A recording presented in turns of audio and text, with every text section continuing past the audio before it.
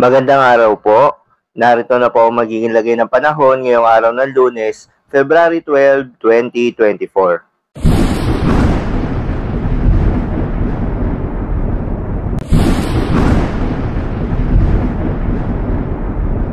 Sa kasalukuyan nga at ayon sa Pag-asa, bahagyang lumakas itong northeast monsoon o hanging amihan at nakakaapekto sa malaking bahagi ng Luzon. Samantala, muling nakakaapekto itong shear line o yung banggaan ng mainit at malamig na hangin sa may eastern section ng Visayas. Magandang balita naman dahil ayon sa Pag-asa ay walang binabantayan na anumang sama ng panahon, low pressure area o bagyo sa loob at labas ng ating Philippine Area of Responsibility na maaaring makaapekto sa ating bansa.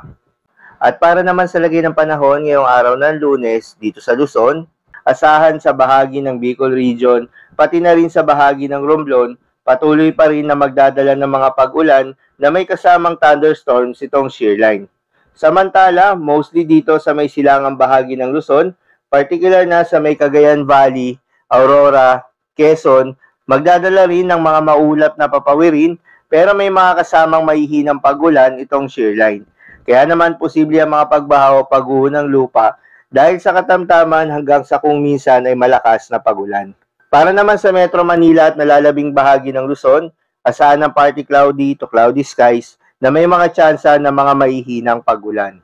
Para naman sa lagay ng panahon sa Visayas at Mindanao, dito na lamang sa may Panay Islands or dito sa may Capiz, Antique, Aklan at Iloilo, inaasahan na magdadala ng mga pag-ulan itong shear line.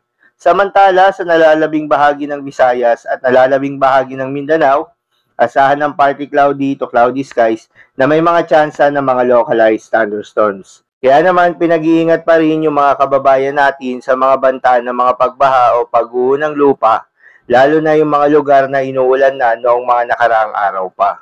Para naman sa lagay ng mga dagat baybayin, ayon sa Pag-asa ay may nakataas na nag-hail warning sa mga seaboards ng Batanes, Ilocos Norte, Ilocos Sur, at northern coast of Cagayan including Babuyan Islands.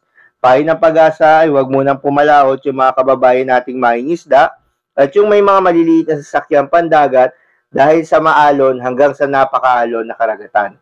So yun lamang po para sa lagay ng panahon ngayong araw ng Lunes. Keep safe everyone.